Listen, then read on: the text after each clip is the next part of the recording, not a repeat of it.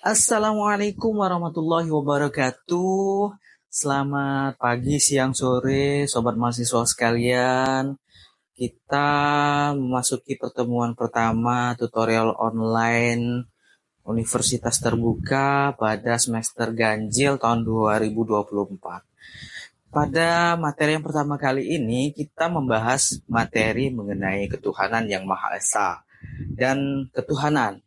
Nah, dari materi yang sudah kita pelajari melalui modul ajar dan materi-materi yang sudah ada di dalam LMS, ketuhanan yang Maha Esa serta ketuhanan ini pada akhirnya terbagi menjadi dua bagian. Yang pertama, bagaimana keimanan dan ketakwaan itu, kemudian filsafat dari ketuhanan itu sendiri. Nah, untuk materi yang pertama yang berkenaan dengan keimanan dan ketakwaan, di sini definisi dari keimanan ini sendiri dapat kita ketahui bersama bahwasanya keimanan dalam terminologi agama ini dapat diartikan sebagai sebuah keyakinan yang kokoh terhadap eksistensi Tuhan beserta segala atributnya terhadap Tuhan yang bersifat tunggal ya. Yang bersifat tunggal, sempurna, dan tidak memiliki sekutu. Keimanan sendiri merupakan pandangan teologis yang merupakan dasar dari hubungan antara manusia dengan Tuhannya. Nah, pandangan ini sendiri menjadi dasar dari hubungan antara manusia dan Tuhannya. Keimanan menjadi fondasi utama yang mempengaruhi perilaku individu dalam kehidupan sehari-hari. Menurut Al-Ghazali, keimanan merupakan sebuah penerimaan hati yang mantap terhadap kebenaran wahyu tanpa keraguan sedikit pun. Dari sisi psikologis, keimanan dapat dikaitkan dengan rasa aman dan keyakinan batin yang kuat, di mana individu yang beriman sini merasakan adanya kekuatan yang melampaui, di mana individu ini beriman merasakan adanya kekuatan yang melampaui dirinya yang mampu mengarahkan kehidupannya dengan nilai-nilai transenden. Kemudian ketakwaan di sini sebagai manifestasi dari keimanan, di mana ketakwaan merupakan hasil dari pengamalan keimanan yang aktif dalam kehidupan sehari-hari. Secara bahasa, memang takwa ini berasal dari kata waqa yang berarti menjaga atau melindungi. Namun secara istilah, ketakwaan ini mengacu pada usaha dari seseorang untuk selalu berada di jalan yang diridhoi oleh Tuhannya dalam menjauhi segala bentuk perbuatan yang dilarang dari perintahnya dengan penuh kesadaran. Saudara mahasiswa sekalian, ketakwaan bukan hanya sekedar menjalankan ibadah ritual, tetapi juga mencakup semua tindakan yang selaras dengan prinsip moralitas dan etika dalam mengatur agama, yang diatur oleh agama. Di sini Ibnu Qayyim Al-Jauziyah mengaitkan ketakwaan dengan sifat berhati-hati dalam hidup, yakni berhati-hati agar tindakan dan perilaku kita ini senantiasa berada di dalam koridor yang diperkenankan oleh Tuhan.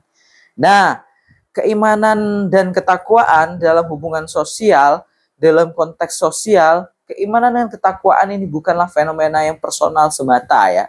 Emil Durkheim, seorang sosiolog klasik, menyatakan bahwa agama ini merupakan aspek keimanan dan ketakwaan, memainkan peran penting dalam menciptakan keteraturan sosial.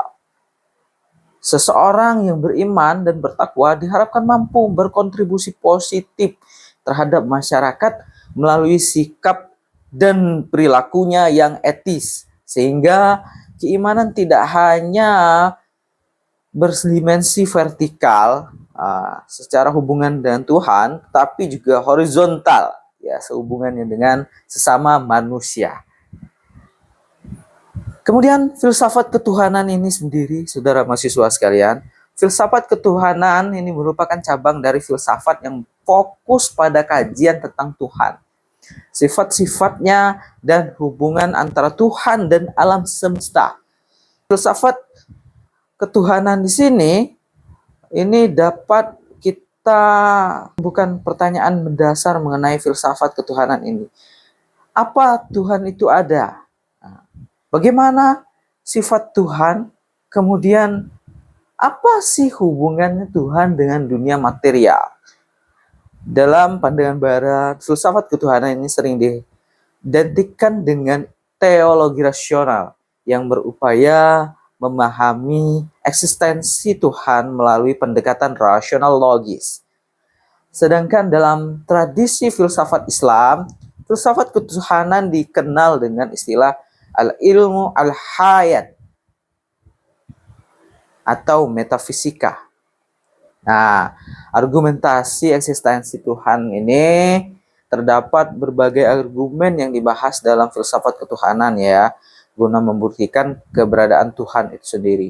Beberapa di antaranya adalah argumen kosmologis. Yang pertama, argumen kosmologis ini, di sini argumen ini menyatakan bahwa alam semesta pasti memiliki sebab pertama, ya, sebab memperkenalkan agama memiliki sebab pertama yang memulai segala sesuatu. Sebab pertama ini adalah Tuhan. Thomas Aquinas di sini memperkenalkan argumen ini dalam bentuk 5 jalan untuk membuktikan keberadaan Tuhan. Yang salah satunya adalah prinsip kausalitas. Setiap kejadian memiliki sebab dan tidak mungkin ada rantai sebab yang tak berujung. Nah, kemudian argumentasi yang kedua ini argumen teologis atau argumen desain. Argumen ini menyatakan bahwa keberaturan dan keindahan dalam alam semesta menunjukkan adanya perancang yang cerdas, yaitu Tuhan.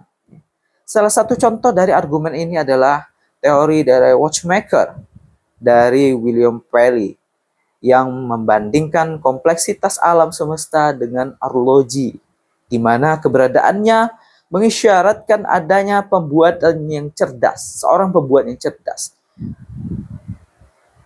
Kemudian dari argumen yang ketiga, di sini ada argumen ontologis. Nah, argumen ini diajukan sebagai Anselmus dari Canterbury yang berpendapat bahwa Tuhan sebagai makhluk terbesar yang dapat dipikirkan harus ada. Jika Tuhan tidak ada, maka tidak mungkin ada konsep tentang makhluk terbesar yang dapat kita bayangkan. Argumen ini bersifat logis dan spekulatif, yang seiring dengan dikritik oleh beberapa filsuf ini karena lebih mengandalkan analisis konsep daripada bukti empiris. Kemudian yang ketiga, sifat-sifat Tuhan dalam filsafat. Di sini ketuhanan, dalam filsafat ketuhanan, Tuhan digambarkan memiliki sifat-sifat yang absolut dan sempurna. Plato dalam teorinya tentang the God menggambarkan Tuhan sebagai segala kebaikan yang ada di dalam dunia. Sementara itu, Aristoteles memperkenalkan konsep unmoved mover, yakni Tuhan sebagai entitas yang tidak bergerak tetapi menjadi penyebab dari segala gerakan di alam semesta. Dalam tradisi Islam, Ibnu Sina sendiri mengidentifikasi Tuhan sebagai wajib al-wujud, eksistensi yang mutlak, di mana Tuhan merupakan salah satu-satunya wujud yang tidak bergantung kepada apapun.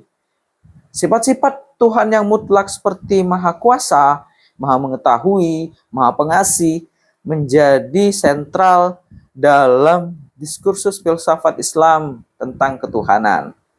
Kemudian yang keempat, relasi Tuhan dalam dunia. Nah, dalam filsafat ketuhanan juga membahas mengenai bagaimana Tuhan dan dunia material dan makhluk di dalamnya. Terdapat dua pandangan utama dalam filsafat ini. Pandangan yang pertama ini dari teisme klasik. Pandangan ini menyatakan bahwa Tuhan adalah pencipta dan pengatur alam semesta, tetapi dia tetap terpisah dari ciptaannya. Pandangan ini menekankan transendensi Tuhan, yakni bahwa Tuhan berada di luar ruang dan waktu. Kemudian ada pandangan yang kedua. Di sini pandangan panteisme. Di dalam pandangan ini Tuhan dan alam semesta ini dianggap sebagai satu kesatuan. Seorang filsuf seperti Baruch Spinoza mengukakan bahwa Tuhan adalah substansi yang sama dengan alam semesta, sehingga segala sesuatu yang ada adalah manifestasi dari Tuhan. Nah, inilah tadi pembahasan kita mengenai materi tentang filsafat ketuhanan. Semoga dari materi yang saya sampaikan dapat bermanfaat dan menjadi pemahaman kita bersama. Saya akhiri. Salam semangat sobat mahasiswa sekalian. Semoga kita selalu dalam keadaan sehat, diberikan kesehatan oleh Allah Subhanahu wa taala dalam menjalankan aktivitas tutorial online kita sampai dengan sesi terakhir. Saya akhiri dengan Assalamualaikum warahmatullahi wabarakatuh.